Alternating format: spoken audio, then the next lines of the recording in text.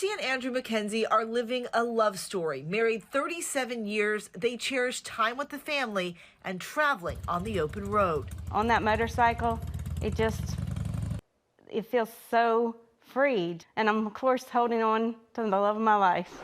For 58-year-old Andrew, all those memories came to a screeching halt after a near-fatal motorcycle accident last June.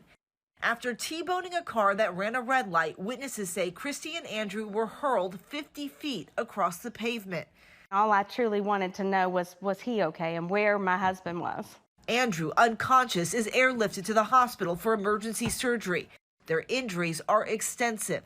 Broken bones, internal bleeding, punctured lungs, and concussions. And when Andrew wakes up 3 days later, the nightmare isn't over.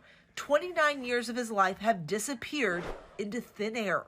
He thought it was 1993. He doesn't even recognize his own daughters. He just immediately, where's my wife? Where's my wife? And I think that he thought I was working at the hospital. We could tell him over and over a few things, and then an hour later, it was like repeating everything. Doctors couldn't tell the family whether Andrew's memory would return.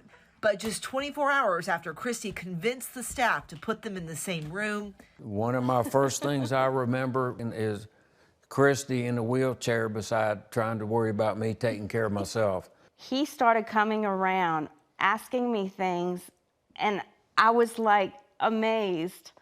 There was happy tears, and within 24 hours, he was a new person. After 11 days in the hospital and extensive rehab, the couple could walk again, and in August took a family beach vacation where Andrew popped the question for a second time, renewing their vows days later. And luckily she said yes. We'd already been married 37 years or whatever, and so it worked out. Andrew, who doesn't remember any of the accident, says the one thing that got him through? My wife, of course. We're trying to take all the positive things from this, maybe even joking a little bit now. It was a nightmare, but I want to live in gratitude. We have each other, and that's all that matters.